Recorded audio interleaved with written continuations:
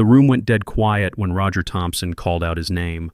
Christopher Thompson, 23 years old, 3 months on the job, couldn't tell you what a freight manifest was if his life depended on it. And there I was, Andrew Williams, 48 years old, having to clap while they handed my future to a kid who thought logistics meant moving boxes around.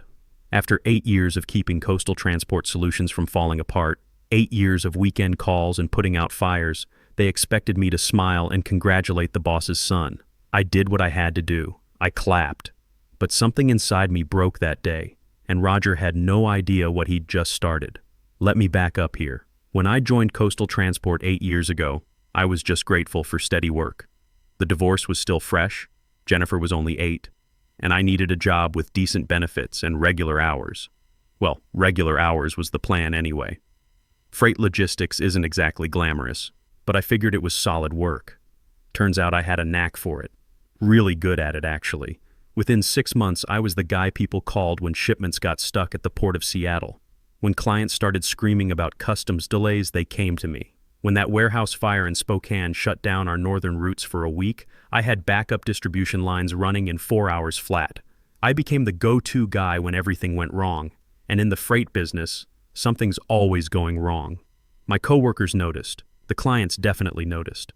Roger Thompson, our regional director, he noticed too, but only when it made him look good upstairs. Every performance review came back stellar.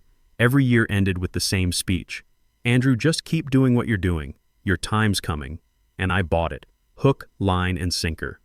What else was I supposed to do? Jennifer needed stability.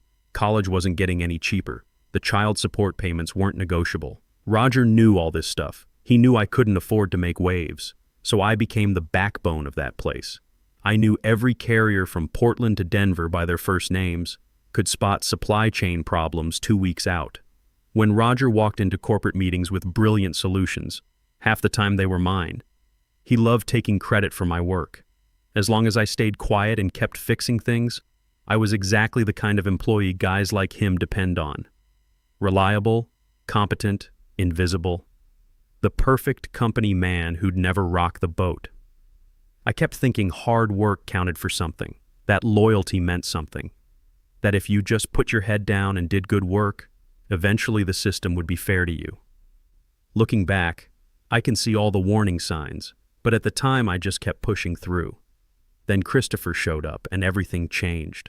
Roger introduced him like he was announcing royalty instead of some recent business graduate who'd never been within 50 feet of a loading dock. Christopher's here to learn our operations from the ground up, Roger announced, grinning like his kid's presence alone made the whole company better.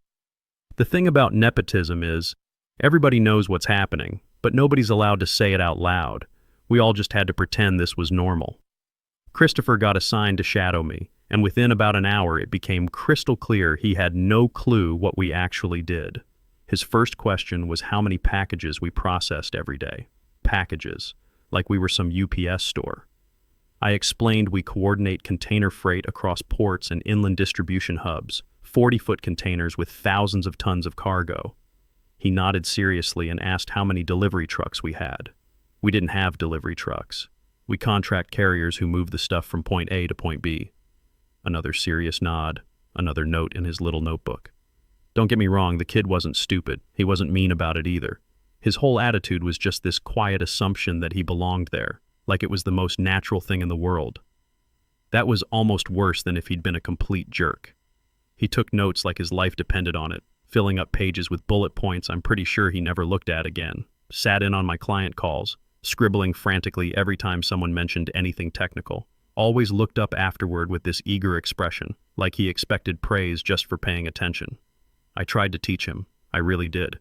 Explain supply chain bottlenecks, port delays, vessel scheduling, the carrier relationships that kept our whole operation running. He'd listen and nod, but nothing stuck. Roger still talked about him like he was the next great logistics genius. Christopher's bringing fresh perspectives to our operations, Roger would say in meetings. Fresh perspectives. The kid couldn't find Portland on a map without GPS. But here's the thing that really got to me. Christopher started showing up in meetings he had no business being in. Decisions I normally got asked about went straight through him first. People who used to come to me for answers now asked, "Has Christopher looked at this yet?" Like approval from someone who thought a bill of lading was some kind of invoice suddenly mattered more than 8 years of experience. I could feel the ground shifting under my feet, but I told myself it was temporary. Roger was just trying to give his son some exposure, some learning opportunities. Once Christopher got his feet wet, things would go back to normal. Man, was I wrong about that. The whole office dynamic started changing. Christopher would walk into a room and conversations got careful, guarded. Not because people were afraid of him exactly, but because they knew who his father was. They knew one wrong word could get back to Roger. When I walked into meetings, people straightened up because they knew problems were about to get solved. When Christopher walked in, people just got nervous. But Roger kept pushing him forward, putting him in situations he wasn't ready for, taking credit when I had to clean up the messes afterward. The writing was on the wall, but I didn't want to see it. I should have seen what was coming next. The morning it happened, something felt off in the office. You know that feeling when everyone knows something you don't? People were giving me these weird looks, small smiles, encouraging nods. A couple guys patted my shoulder on the way to the coffee machine. I walked into the conference room thinking we were just doing another quarterly update. Roger loved these meetings where he'd drone on about efficiency metrics that I'd helped put together. Usually lasted an hour, everybody pretended to pay attention, then we'd get back to actual work. But today felt different. People kept glancing at me with these expectant looks. For one stupid moment, I actually thought maybe this was it. Maybe after 8 years of putting out fires and making Roger look good, he was finally going to recognize what I brought to the table. Then Roger walked in with Christopher right behind him. The kid's face was red with excitement, clutching a folder like it contained his Oscar speech. That's when I knew something was up. Roger did his whole throat-clearing thing he does when he wants everyone's attention. Before we get to the quarterly numbers, he said, "I've got some important news to share." Every eye in that room bounced between him and me. I could feel my heart speed up a little. Roger put his hand on Christopher's shoulder, beaming like a proud father at a graduation. Effective immediately, he announced, Christopher Thompson will be taking over as operations director for our Pacific Northwest Division. I swear it took about 5 seconds for those words to actually reach my brain. Operations director. The job I'd been working toward for years. The job I was already doing, just without the title or the pay. Christopher blinked a bunch of times, like he couldn't believe it either. Then the applause started. Slow at first, then building into this awkward, forced clapping that nobody really meant. I just sat there like someone had super glued me to the chair. 8 years. 8 years of weekend crisis calls, of fixing Roger's mistakes, of making this division run like clockwork, and they were handing it all to a kid who'd been there 3 months. I made myself clap. Had to. What else was I going to do? My hands felt like they belonged to someone else. Christopher was shaking hands with people, accepting congratulations for a job he'd never actually done. Taking credit for work he couldn't even understand. And Roger was eating it up, acting like he'd made some brilliant executive decision. I want to give special thanks to someone who's been instrumental in getting Christopher ready for this role, Roger said, turning toward me. Here it comes, I thought. Maybe he'll throw me a bone. Maybe he'll acknowledge what I've done, even if he's not promoting me. Andrew has been invaluable in bringing Christopher up to speed on our operations, up to speed. Like everything I knew, every crisis I'd handled, every relationship I'd built was just some training program for the boss's son. I nodded like a good soldier, smiled like it didn't kill me inside. The room was buzzing with people congratulating Christopher, but nobody could quite look me in the eye for more than a second. When the meeting finally broke up, I grabbed my notebook and started heading for the door. I needed air. I needed to think. I needed to figure out what the hell just happened to my career. Andrew, hang on a minute, Roger called out. Great. Here comes the pat on the head. The room cleared out until it was just me and him. Roger loosened his tie like he was the one who'd been through something exhausting. I know this might come as a surprise, he started. A surprise. Right. Like I hadn't seen this coming from the day Christopher walked through the door, but Christopher brings a fresh perspective to the role. New ideas, you know? Fresh perspective. The kid who thought we delivered packages was going to revolutionize freight logistics. I didn't say anything, just waited to see what other garbage he was going to feed me. You understand, right? It's nothing personal. Nothing personal. Sure, Roger. Passing me over for your unqualified son after 8 years of loyal service. Nothing personal about that at all. I understand perfectly, I said. And you know what? I really did. I finally understood exactly how much my loyalty was worth to this company. Roger relaxed a little, probably thinking I was going to be a good sport about the whole thing, that I'd just quietly accept getting screwed over and keep doing my job with a smile. He had no idea what was coming. That night I stayed late, partly because I didn't want to go home and explain to Jennifer why her old man looked like he'd been hit by a truck, and partly because the office was the only place I could think straight.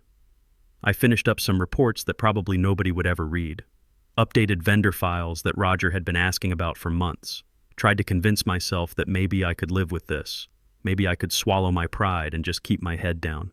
Who was I kidding? I was 48 years old. I had skills, experience, relationships in this industry. I didn't have to take this.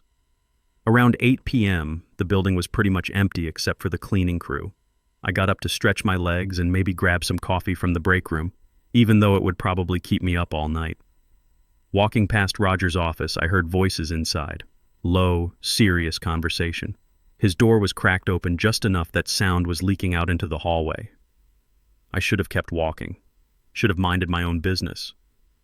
But something told me this conversation was about me, and I couldn't resist listening in. What I heard next changed everything. "The board's going to have questions about this," a voice said from inside Roger's office. I recognized it right away. Brian Foster, our corporate liaison, guy who came down from Seattle every quarter to check on things. "They'll get over it," Roger replied. "Christopher's got the degree and he's family. That's what matters." I stopped walking. Stood there in the hallway like an idiot, but I couldn't help myself. "What about Andrew?" Brian asked. "The guy's been running this division for years. Didn't you tell corporate he was your strongest candidate for the next promotion?"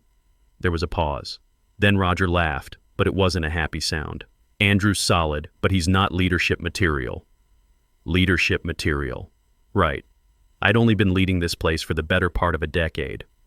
"Come on, Roger. His track record speaks for itself," Brian pushed. "The Morrison freight contract, the Portland crisis last year, the Spokane warehouse fire. Andrew handled all of that." "Sure, he's good at putting out fires," Roger said. "But Andrew's not going anywhere. Single dad, mortgage payments, child support.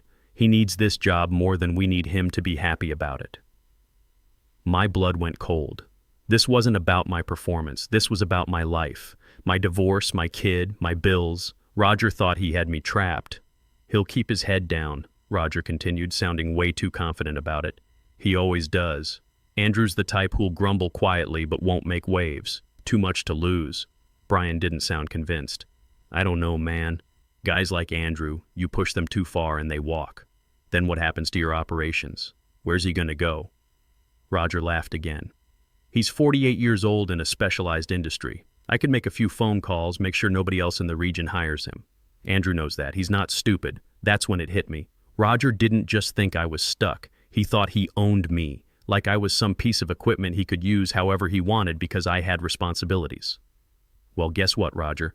You just made the biggest mistake of your career." I backed away from that door as quietly as I could, went back to my desk and shut down my computer. Didn't say a word to anyone. Just grabbed my keys and headed for the parking lot. The drive home was interesting. For the first time in years, I wasn't worried about what came next. I was actually excited about it.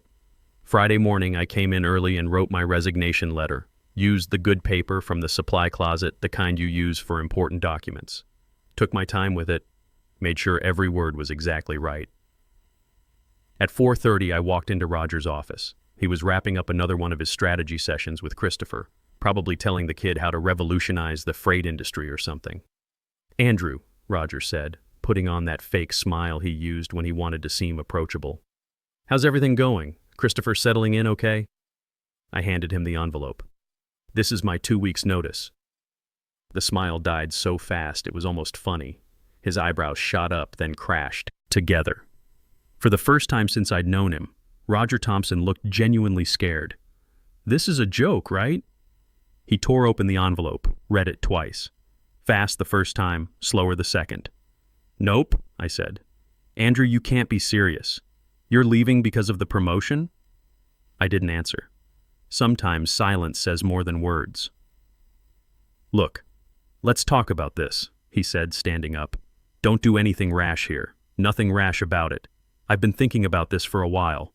Roger started pacing behind his desk. "You realize how this looks, right? Walking out because you didn't get the job? That's not very professional. Professional. This from the guy who just promoted his totally unqualified son. You're throwing away 8 years, he continued. Everything you've built here. If that's how you see it, I said. He tried a different approach, leaning forward like we were old buddies. Andrew, you're good at what you do, but you don't want to burn bridges. I might not be able to give you a strong reference if you walk out like this. There it was. The threat I knew was coming. 8 years of perfect reviews, and now he was going to trash my reputation because I wouldn't play along with his little family business. Won't need a reference, I said. His face got red. You're being emotional about this. Take the weekend. Come back Monday and we'll forget this whole conversation happened. No thanks.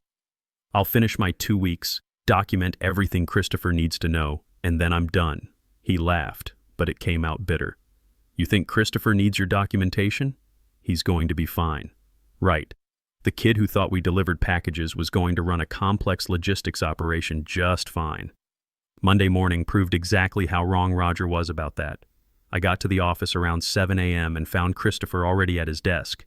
Kid looked like he hadn't slept in days. Papers everywhere, 3 different computer screens open, stress written all over his face. Andrew, thank God, he said when he saw me. I've been here since 5. We've got a major problem with the Portland shipment.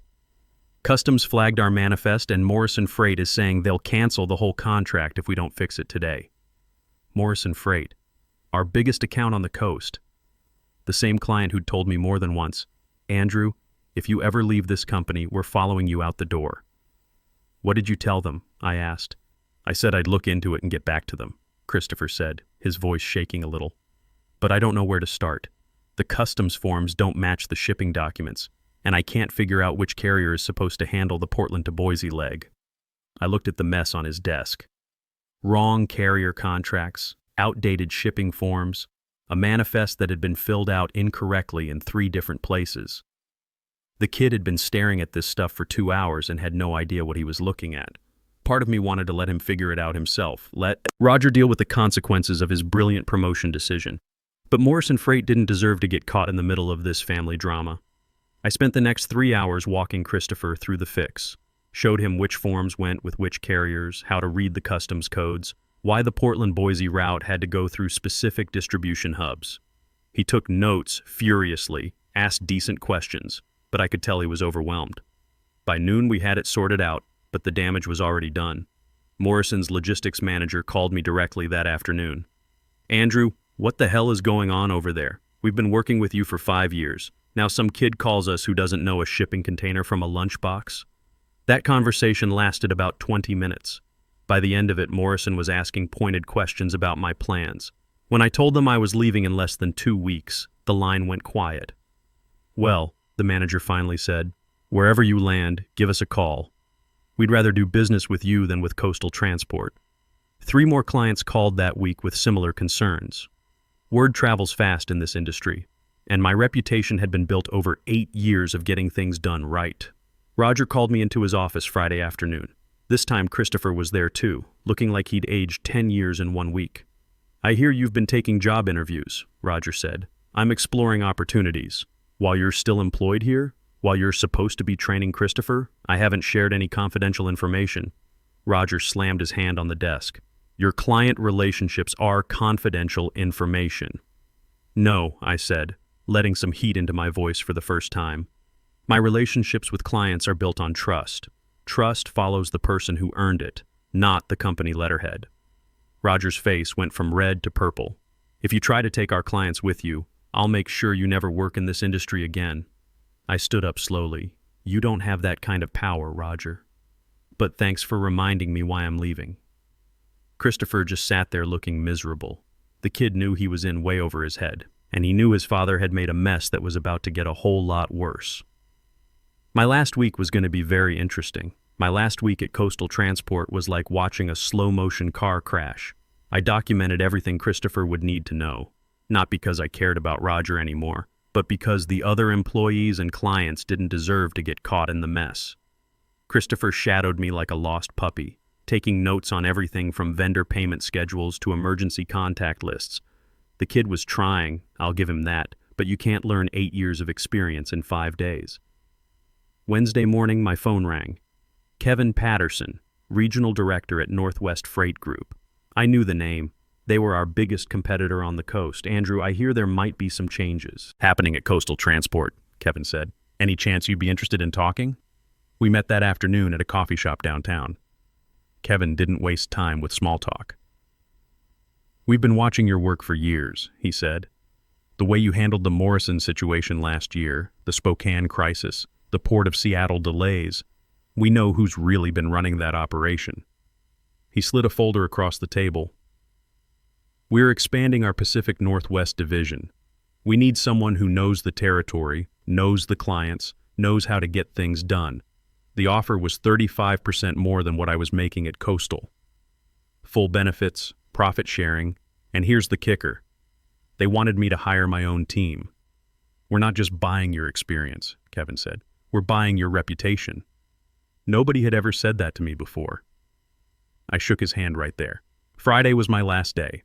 I cleaned out my desk, said goodbye to the few people I actually cared about, and walked out of Coastal Transport for the final time. Roger was nowhere to be seen, probably hiding in his office. The following Monday, I started at Northwest Freight. Nice office, good equipment, and a team that actually wanted to learn from someone with experience instead of pretending they already knew everything. Within 2 weeks, 3 of my former clients had called Northwest asking about switching their contracts to work with me directly. It wasn't revenge, it was just business. These companies had trusted me for years, and they weren't about to stick with Coastal just because Roger thought loyalty was a one-way street. Morrison Freight was first. Their logistics manager called Kevin personally. We want to follow Andrew, he said straight out. Kid running things over at Coastal doesn't know what he's doing. We had 2 delayed shipments last week alone, then came Pacific Industrial, followed by Northwest Manufacturing. Each one brought their contracts worth hundreds of thousands in annual revenue. Kevin was impressed, but he wasn't surprised. This is what happens when you hire people instead of just resumes, he told me.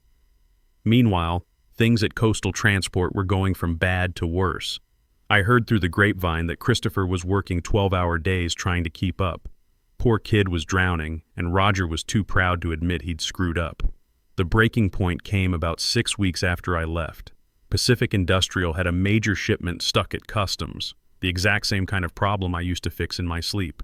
Christopher couldn't figure out the customs codes, used the wrong carrier for the inland route, and the whole thing turned into a nightmare that lasted 3 days. Pacific Industrial pulled their contract the next morning. That was $400,000 in annual business walking out the door. 2 weeks later, the trade magazine ran a story that made my day. Coastal Transport Solutions, under investigation for nepotism and operational failures. Apparently the board had started asking hard questions about why their Pacific Northwest division was hemorrhaging clients and money. Roger got fired on a Thursday. Christopher resigned that same afternoon. According to the article, Coastal lost about 60% of their regional revenue in less than 3 months. The board brought in outside consultants to figure out what went wrong, and it didn't take them long to connect the dots. 6 months later, I ran into Christopher at a coffee shop in Seattle. He was hunched over textbooks, highlighter in hand, looking older and maybe a little wiser. Andrew, he said when he saw me, looked genuinely relieved to see a familiar face. Christopher. How are you doing? He gestured at his books. Back in school, supply chain management certification. Figured I should actually learn this stuff before I try to do it again. The kid had lost the entitled attitude. Now he just looked like someone who'd learned a hard lesson about the difference between having connections and having competence. I wanted to say I'm sorry, he said, for everything. I wasn't ready for that job. Dad kept telling me I'd grow into it, but I was in way over my head from day one. I bought his coffee before I left. No point in being angry at the kid anymore. He wasn't the real problem, just another casualty of Roger's ego and poor judgment. A year later, Northwest Freight's Pacific Northwest division had grown by 40%. Kevin promoted me to VP, gave me equity in the company, and asked me to help train the next generation of logistics managers. Actual training, not the sink or swim nepotism Roger had preferred. Jennifer started her sophomore year at University of Washington last month. The college fund that had kept me awake worrying for so many years? Not a problem anymore. She's studying business, and sometimes she asks me about supply chain management. I tell her the same thing I wish someone had told me years ago. Competence beats connections every time, but you have to be willing to walk away from places that don't value what you bring to the table. The whole experience taught me something I should have figured out a long time ago. Loyalty is supposed to go both ways. I spent 8 years being loyal to people who saw that loyalty as weakness, who thought my responsibilities made me powerless. Turns out those responsibilities didn't make me powerless. They made me focused on building something better for my daughter, for myself, and eventually for the people who actually appreciated what I could do. Roger thought he had me trapped. What he didn't realize was that good people with real skills always have options. It just took me 8 years to remember that. Sometimes the best revenge isn't getting even. It's getting ahead.